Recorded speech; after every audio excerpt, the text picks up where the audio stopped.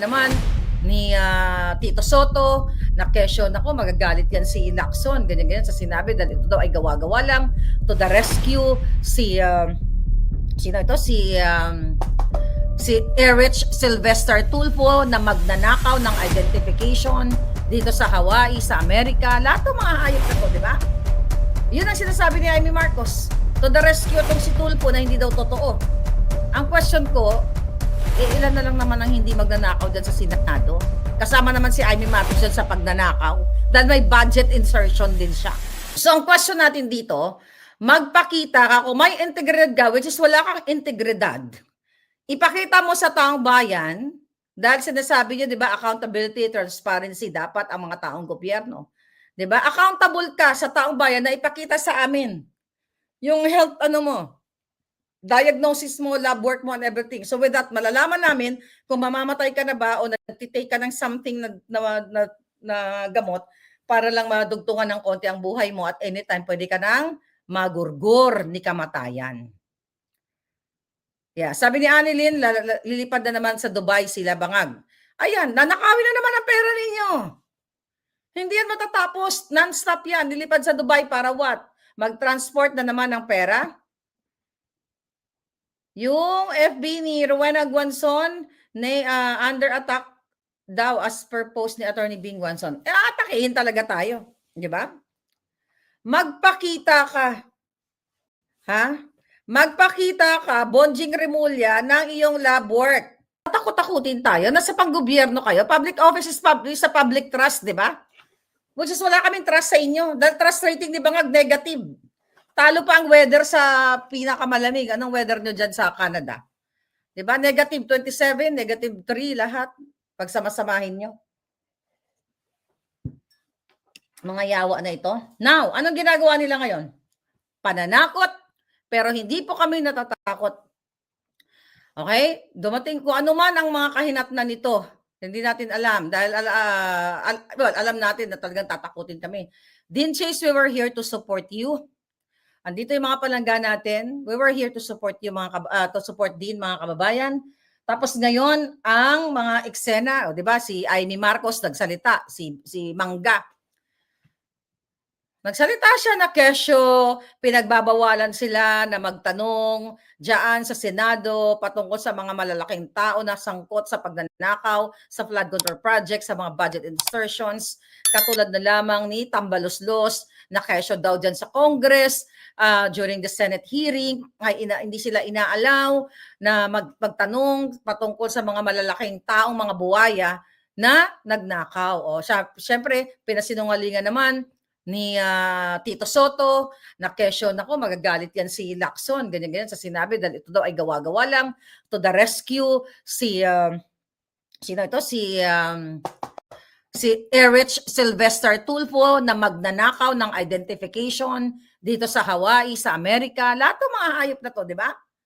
Yun ang sinasabi ni Amy Marcos. To the rescue itong si Tulfo na hindi daw totoo.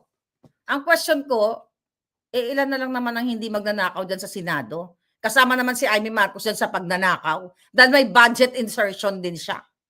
Ilang bilyon din sa kanya. Ilang bilyon din yung sa kanyang anak. So wala kang itulak kabig. Wala kang itulak kabigin. Lahat gusto mong gurgurin sa bangin. Di ba?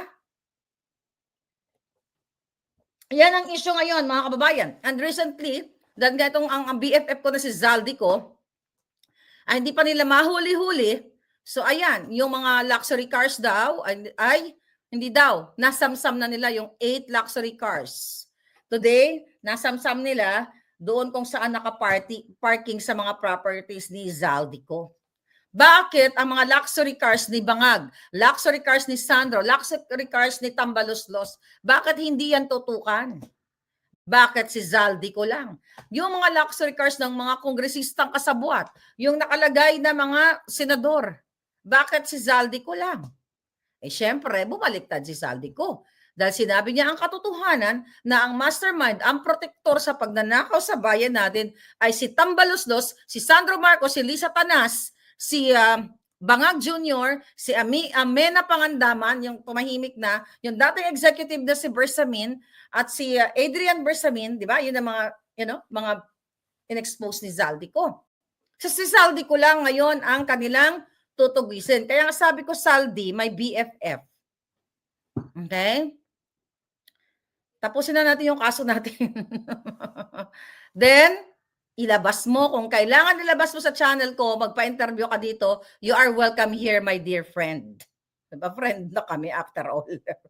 Sabi ko sa'yo, pagsabihin mo lang sa taong bayan, Saldi, na talagang ikaw ay, sinabi naman niya na siya ay talagang naipit lang dahil inuutusan siya ni Romualdez at ni Bangag.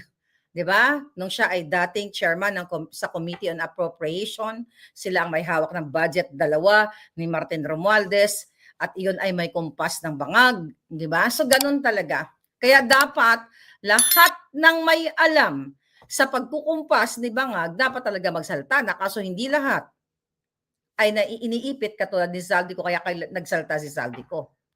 Kaya talagang walang patutunguhan ang bayan natin. Imagine mo, si Diskaya, diniin nila. Si Diskaya, tinga lang yun eh. Tinga lang.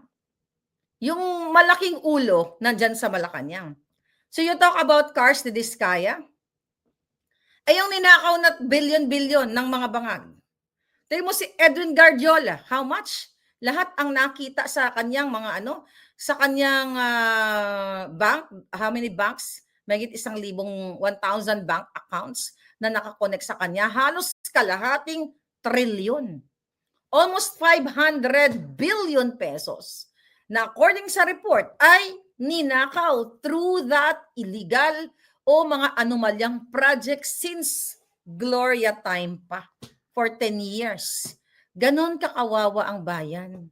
Kaya alam nyo, ang ginagawa ng mga buwaka ng inang mga politikong ito, okay? Nagnanakaw, isisend ang mga anak nila sa magagandang eskwelahan sa iba't ibang bansa.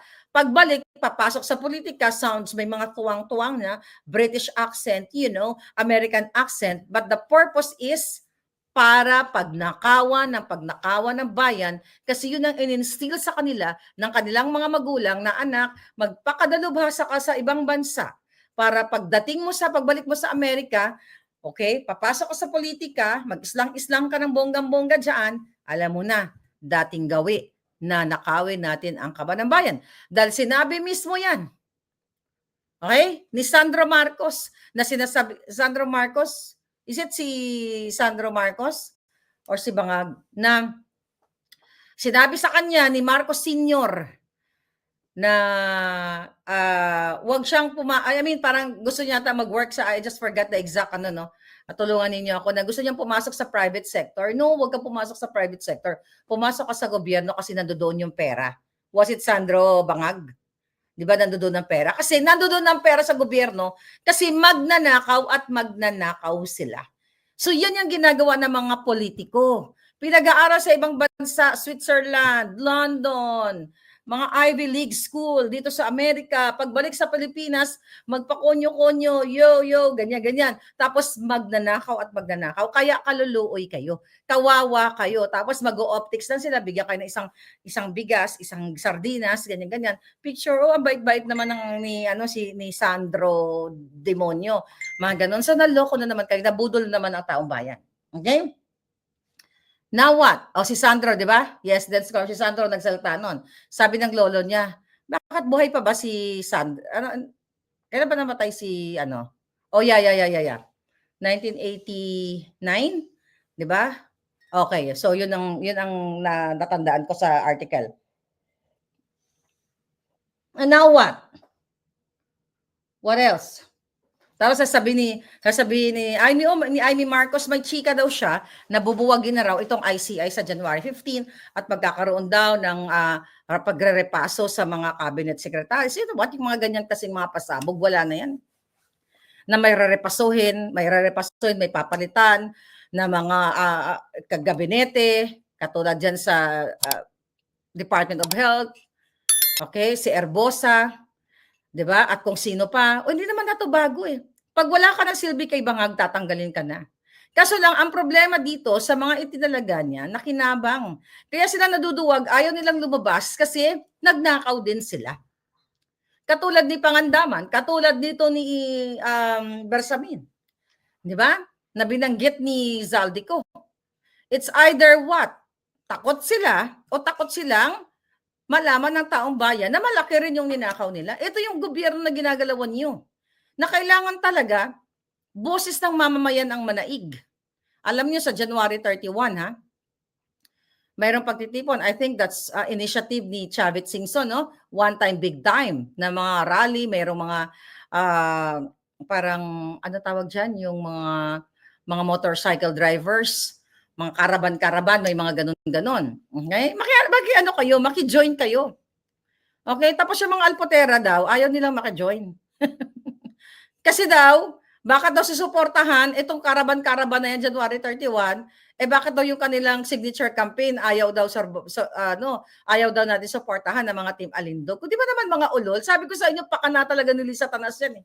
Pareho lang daw yung kanilang signature campaign dito sa karaban-karaban. Ang sabi nila, ngayon, ba't kayo po sa suporta dyan sa mga karaban-karaban na yan na panawagan, one time, big time? Matatanggal nyo ba si Bangag pag nagkaraban kayo? Tignan nyo yung mga ulol nila. Diba? Bakit yung signature campaign namin, sinasabi niya matatanggal nyo ba si Bangag? My God, iba ang konteksto. Yung kanilang signature campaign, kinukuha yung information ninyo para mangbudol, mang-scam at i-jeopardize ang inyong seguridad. Ang pag-aalsa at pagbibigay ng boses ng hinaing ay freedom of speech yan. Kalayaan yan. Yung signature campaign nila, pambubudol sa kay Pangulong Duterte, pinagkikitaan ng mga putang ina. Diba? Yan. Okay. Nga pala, no, kasi ang boyfriend pala ni Kitty ay Singson, ano? Kaya sila galit. Okay, tanin nyo? Galit sila kay Hanelet dahil gusto nila ay ibikaka ni Alpot ang bilat sa mga tigulang. Ang bilat nga arikison, nga alap-apon, tanan na lang nga arikis, pati Dapaw meron na. You know, Dapaw? My goodness, mga kababayan. You go January 31, magsuporta kayo. One time, big time. Hindi ito pagpapabagsak ng gobyerno, kundi pagpapabagsak ng mga adik. Adik ang hindi. Sabi ko nga, wag yung i-destroy ang ating mga national treasures. 'Di ba? Dapat lang ang mga bangag, ang mga adik, ang mga kawatan. Kasi hindi yan inciting. Ito yung nilalaban ko. Kasi tinanong ako niyan, isa sa case ko. Parang ang konteksto is yung pagbang ginagawa ko is like, you know, galit. Tinanong ako, parang galit ka ba? Okay? Galit ka ba sa gobyerno? Ano yung sagot nyo? Galit ba kayo sa gobyerno? O galit ba kayo sa the whole government? Hindi. Galit ka lang sa namumuno sa gobyerno na adik. Kasi ang gobyerno tayo. Tayo, yung mga institusyon natin, tayo yan, pera yan ng taong bayan.